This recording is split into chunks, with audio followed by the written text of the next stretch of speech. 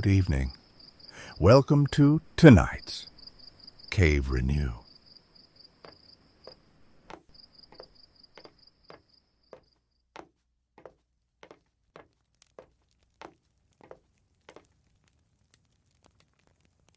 The Ransom of Red Chief by O. Henry. It looked like a good thing, but wait till I tell you. We were down south, in Alabama, Bill, Driscoll and myself, when this kidnapping idea struck us. It was, as Bill afterward expressed it, during a moment of temporary mental apparition, but we didn't find that out till later. There was a town down there, as flat as a flannel cake, and called Summit, of course. It contained inhabitants of as undeleterious and self-satisfied a class of peasantry as ever, clustered around a maypole. Bill and me had a joint capital of about $600, and we needed just $2,000 more to pull off a fraudulent town lot scheme in western Illinois with. We talked it over on the front steps of the hotel. Philoprogenitiveness, says we, is strong. In semi-rural communities, therefore, and for other reasons, a kidnapping project ought to do better there than in the radius of newspapers that send reporters out in plain clothes to stir up talk about such things. We knew that Summit couldn't get after us with anything stronger than constables and, maybe, some lackadaisical bloodhounds and a diatribe or two in the weekly farmer's budget. So, it looked good. We selected for our victim the only child of a prominent citizen named Ebenezer Dorset. The father was respectable and tight, a mortgage fancier, and a stern, upright collection plate passer and forecloser. The kid was a boy of 10, with bas-relief freckles and hair the color of the cover of the magazine you buy at the newsstand when you want to catch a train. Bill and me figured that Ebenezer would melt down for a ransom, $2,000 to a cent. But wait till I tell you. About 2 miles from Summit was a little mountain, covered with a dense cedar brake. On the rear elevation of this mountain was a cave. There we stored provisions. One evening after sundown, we drove in a buggy past old Dorset's house. The kid was in the street, throwing rocks at a kitten on the opposite fence. "Hey, little boy," says Bill, "would you like to have a bag of candy and a nice ride?" The boy catches Bill neatly in the eye with a piece of brick. "That will cost the old man an extra $500, says Bill, climbing over the wheel. That boy put up a fight like a welterweight cinnamon bear. But, at last, we got him down in the bottom of the buggy and drove away. We took him up to the cave, and I hitched the horse in the cedar brake. After dark, I drove the buggy to the little village, 3 miles away, where we had hired it, and walked back to the mountain. Bill was pasting court plaster over the scratches and bruises on his features. There was a fire burning behind the big rock at the entrance of the cave, and the boy was watching a pot of boiling coffee with 2 buzzard tail feathers stuck in his red hair. He points a stick at me when I come up and says, "Ha, cursed paleface, do you dare to enter the camp of Red Chief, the terror of the plains?" "He's all right now," says Bill, rolling up his trousers and examining some bruises on his shins. "We're playing Indian. We're making Buffalo Bill's show look like Magic Lantern. Views of Palestine in the town hall. I'm Old Hank, the trapper, Red Chief's captive, and I'm to be scalped at daybreak. By Geronimo, that kid can kick hard." Yes, sir. That boy seemed to be having the time of his life. The fun of camping out in a cave had made him forget that he was a captive himself. He immediately christened me Snake Eye, the Spy, and announced that, when his braves returned from the warpath, I was to be broiled at the stake at the rising of the sun. Then we had supper, and he filled his mouth full of bacon and bread and gravy, and began to talk. He made a during-dinner speech, something like this: "I like this fine. I never camped out before, but I had a pet possum once, and I was 9. Last birthday, I hate to go to school, rats ate up 16 of Jimmy Talbot's aunts. Speckled hen's eggs. Are there any real Indians in these woods? I want some more gravy. Does the trees moving make the wind blow? We had 5 puppies. What makes your nose so red, Hank? My father has lots of money. Are the stars hot?" I whipped Ed Walker. "Twice. Saturday. I don't like girls. You dasn't. catch toads, unless with a string, do oxen. Make any noise. Why are oranges round? Have you got beds to sleep on in this cave? Amos Murray has got 6 toes. A parrot can talk, but a monkey or a fish can't. How many? Does it take to make 12? Every few minutes he would remember that he was a pesky redskin, and pick up his stick rifle and tiptoe to the mouth of the cave to rubber for the scouts of the hated paleface. Now and then he would let out a war whoop that made old Hank the Trapper shiver. That boy had Bill terrorized from the start. "Red Chief," says I to the kid, "would you like to go home?" "Oh, what for?" says he. "I don't have any fun at home. I hate to go to school. I like to camp out. You won't take me back home again, Snake Eye, will you?" "Not right away," says I. "We'll stay here in the cave a while." "All right," says he. "That'll be fine. I never had such fun in all my life." We went to bed about 11 o'clock. We spread down some wide blankets and quilts and put Red Chief between us. We weren't afraid he'd run away. He kept us awake for 3 hours, jumping up and reaching for his rifle and screeching, "Hist, pard! In mine!"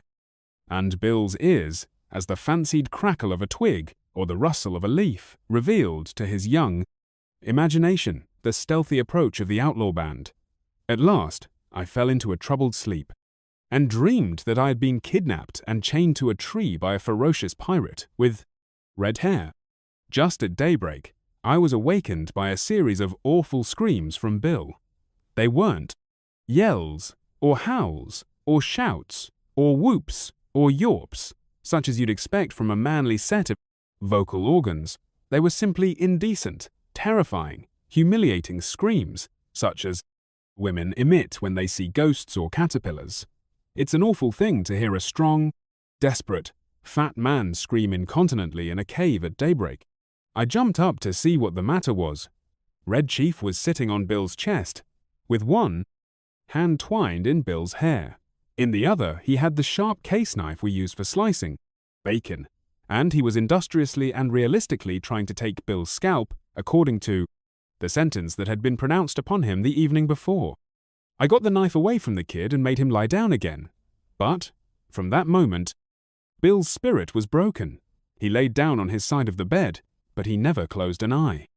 Again in sleep, as long as that boy was with us, I dozed off for a while, but along toward sunup, I remembered that Red Chief had said I was to be burned at the stake at the pool rising of the sun. I wasn't nervous or afraid, but I sat up and lit my pipe and leaned against a rock. "What are you getting up so soon for, Sam?" asked Bill. "Me?" says I. "Oh, I got a kind of a pain in my shoulder. I thought sitting up would rest it." "You're a liar," says Bill. "You're afraid. You was to be burned at sunrise and you was afraid he'd do it. And he would, too, if he could find a match. Ain't it awful, Sam? Do you think anybody will pay out money to get a little imp like that back home?" "Sure," said I. "A rowdy kid like that is just the kind that parents dote on. Now, you and the chief get up and cook breakfast, while I go up on the top of this mountain and reconnoiter." I went up on the peak of the little mountain and ran my eye over the contiguous vicinity. Over toward summit, I expected to see the sturdy yeomanry of the village armed with scythes and pitchforks beating the countryside for the dastardly kidnappers. But what I saw was a peaceful landscape dotted with one man ploughing with a dun mule. Nobody was dragging the creek. No couriers dashed hither and yon, bringing tidings of no news to the distracted parents. There was a sylvan attitude of somnolent sleepiness pervading that section of the external outward surface of Alabama that lay exposed to my view. "Perhaps," says I to myself, "it has not yet been discovered that the wolves have borne away the tender lambkin from the fold. Heaven help the wolves," says I, and I went down the mountain to breakfast. When I got to the cave, I found Bill backed up against the side of it, breathing hard, and the boy threatening to smash him with a rock half as big as a coconut. "He put a red-hot boiled potato down my back," explained Bill, "and then mashed it with his foot, and I boxed his ears. Have you got a gun about you, Sam?" I took the rock away from the boy and kind of patched up the argument. "I'll fix you," says the kid to Bill. "No man ever yet struck the Red Chief but what he got paid for it. You better beware." After breakfast, the kid takes a piece of leather with strings wrapped around it out of his pocket and goes outside the cave unwinding it. "What's he up to now?" says Bill, anxiously. "You don't think he'll run away, do you?" "Sam?" "No fear of it," says I. "He don't seem to be much of a homebody, but we've got to fix up some plan about the ransom. There don't seem to be much excitement around Summit on account of his disappearance, but maybe they haven't realized yet that he's gone. His folks may think he's spending the night with Aunt Jane or one of the neighbors. Anyhow, he'll be missed today.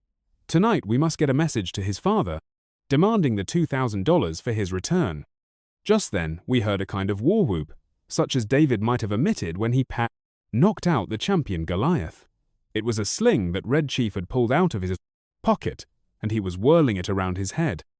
I dodged, and heard a heavy thud and a kind of a sigh from Bill, like a horse gives out when you take his saddle off. A niggerhead rock the size of an egg had caught Bill just behind his left ear. He loosened himself all over and fell in the fire across the frying pan of hot water for washing the dishes. I dragged him out and poured cold water on his head for half an hour. By and by, Bill sits up and feels behind his ear and says, "Sam, do you know who my favorite biblical character is?" "Take it easy," says I. "You'll come to your senses presently." "King Herod," says he. "You won't go away and leave me here alone, will you, Sam?" I went out and caught that boy and shook him until his freckles rattled. "If you don't behave," says I, "I'll take you straight home. Now, are you going to be good? Or not?" "I was only funning," says he sullenly. "I didn't mean to hurt old Hank, but what did he hit me for? I'll behave, Snake Eye, if you won't send me home, and if you'll let me play the Black Scout today." "I don't know the game," says I. "That's for you and Mr. Bill to decide. He's your playmate for the day. I'm going away for a while, on business. Now, you come in and make friends with him and say you are sorry for hurting him, or home you go at once." I made him and Bill shake hands, and then I took Bill aside and told him I was going to Poplar Cove, a little village 3 miles from the cave, and find out what I could about how the kidnapping had been regarded in Summit. Also, I thought it best to send a peremptory letter to Old Man Dorset that day, demanding the ransom and dictating how it should be paid. "You know, Sam," says Bill, "I've stood by you without batting an eye in earthquakes, fire, and flood, in poker games, dynamite outrages, police raids, train robberies, and cyclones. I never lost my nerve yet till we kidnapped that 2-legged skyrocket of a kid. He's got me going. You won't leave me long with him, will you, Sam?" "I'll be back sometime this afternoon," says I. "You must keep the boy amused and quiet till I return. And now we'll write the letter to old Dorset." Bill and I got paper and pencil and worked on the letter while Red Chief, with a blanket wrapped around him, strutted up and down, guarding the mouth of the cave. Bill begged me tearfully to make the ransom $1,500 instead of $2,000. "I ain't attempting," says he, "to decry the celebrated moral aspect of parental affection, but we're dealing with humans, and it ain't human for anybody to give up $2,000 for that 40-pound chunk of freckled wildcat.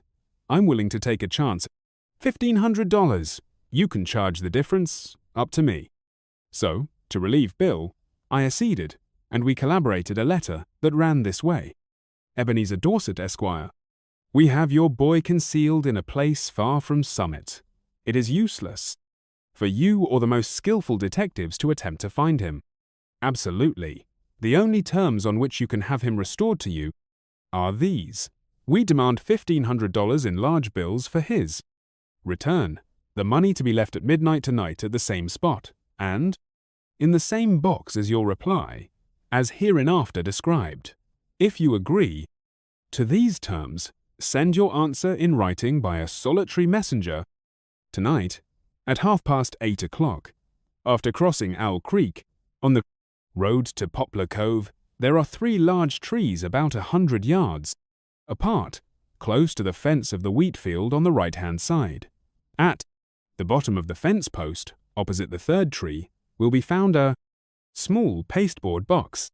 The messenger will place the answer in this box and return immediately to Summit. If you attempt any treachery or fail to comply with our demand as stated, you will never see your boy again. If you pay the money as demanded, he will be returned to you safe and well within 3 hours.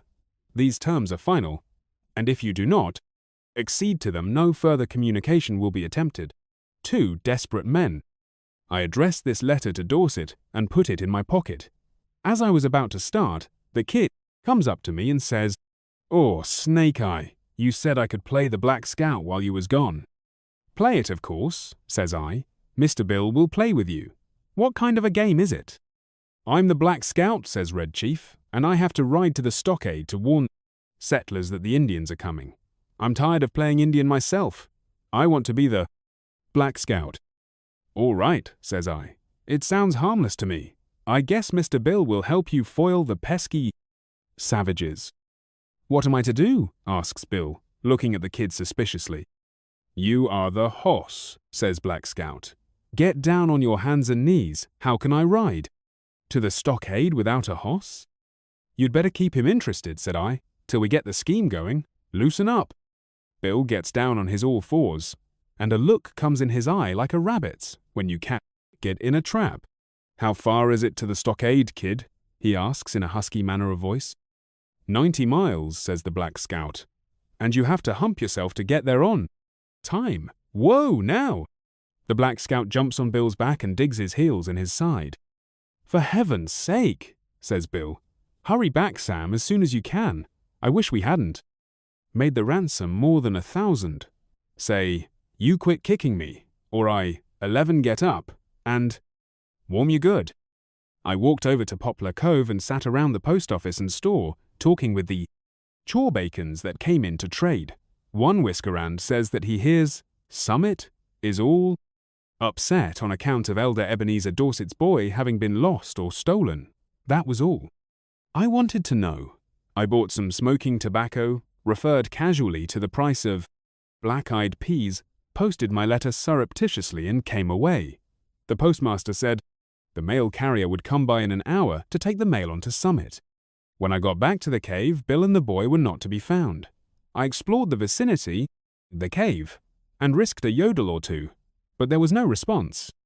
So I lighted my pipe and sat down on a mossy bank to await developments. In about half an hour I heard the bushes rustle, and Bill wobbled out into the little glade in front of the cave. Behind him was the kid, stepping softly like a scout, with a broad grin on his face. Bill stopped, took off his hat, and wiped his face with a red handkerchief. The kid stopped about 8 feet behind him. "Sam," says Bill, "I suppose you'll think I'm a renegade, but I couldn't help it. I'm a grown blank person with masculine proclivities and habits of self-defense. But there is a time when all systems of egotism and predominance fail. The boy is gone. I have sent him home. All is off. There was martyrs in old times," goes on Bill, "that suffered death rather than give up the particular graft they enjoyed. None of them ever was subjugated to such supernatural tortures as I have been. I tried to be faithful to our articles of depredation, but there came a limit." "What's the trouble, Bill?" I asks him. "I was rode," says Bill, "the 90 miles to the stockade, not barring an inch. Then, when the settlers was rescued, I was given oats. Sand ain't a palatable substitute. And then, for an hour, I had to try to explain to him why there was nothing in holes, how a road can run both ways, and what makes the grass green. I tell you, Sam, a human can only stand so much. I takes him by the neck of his clothes and drags him down the mountain. On the way, he kicks my legs black and blue from the knees down, and I've got 2 or 3 bites on my thumb and hand cauterized. But he's gone," continues Bill. "Gone home. I showed him the road to Summit, and kicked him about 8 feet nearer there at one kick. I'm sorry we lose the ransom, but it was either that or Bill Driscoll to the madhouse. Bill is puffing and blowing, but there is a look of ineffable peace and growing content on his rose-pink features. "Bill," says I, "there isn't any heart disease in your family, is there?" "No," says Bill. "Nothing chronic except malaria and accidents." "Why?" "Then you might turn around," says I, and have a look behind you." Bill turns and sees the boy, and loses his complexion, and sits down plump on the ground and begins to pluck aimlessly at grass and little sticks. For an hour I was afraid for his mind, and then I told him that my scheme was to put the whole job through immediately, and that we would get the ransom and be off with it by midnight if old. Dorset fell in with our proposition, so Bill braced up enough to give the kid a weak sort of a smile and a promise to play the Russian in a Japanese war with him as soon as he felt a little better. I had a scheme for collecting that ransom without danger of being caught by counterplots that ought to commend itself to professional kidnappers. The tree under which the answer was to be left, and the money later on, was close to the road fence, with big bare fields on all sides. If a gang of constables should be watching for anyone to come for the note, they could see him a long way off crossing the fields or in the road. But no, sirree. At 8:30 I was up in that tree as well, hidden as a tree toad, waiting for the messenger to arrive. Exactly on time, a half-grown boy rides up the road on a bicycle, locates the pasteboard box at the foot of the fence post, slips a folded piece of paper into it, and pedals away. Again back toward Summit. I waited an hour, and then concluded the thing was square. I slid down the tree, got the note, slipped along the fence till I struck the woods, and was back at the cave in another half an hour. I opened the note, got near the lantern, and read it to Bill. It was written with a pen in a crabbed hand, and the sum and substance of it was this: 2 desperate men. Gentlemen, I received your letter today by post. In regard to the ransom, you ask for the return of my son. I think you are a little high in your demands, and I hereby make you a counter-proposition, which I am inclined to believe you will accept. You bring Johnny home and pay me $250 in cash, and I agree too. Take him off your hands. You had better come at night, for the neighbors believe he is lost, and I couldn't be responsible for what they would do to anybody they saw bringing him back. Very respectfully, Ebenezer Dorset. Great pirates of Penzance, says I, of all the impudent. But I glanced at Bill and hesitated. He had the most appealing look in his eyes I ever saw on the face of a dumb or a talking brute. Sam, says he, what's $250 after all? We've got the money. One more night of this kid will send me to a bed in Bedlam. Besides being a thorough gentleman, I think Mr. Dorset is a spendthrift for making us such a liberal offer. You ain't gonna let the chance go, are you? Tell you the truth, Bill, says I. This little he-you lamb has somewhat got on my nerves. 2, we'll take him home, pay the ransom, and make our getaway. We took him home that night. We got him to go by telling him that his father had bought a silver-mounted rifle and a pair of moccasins for him, and we were going to hunt bears the next day.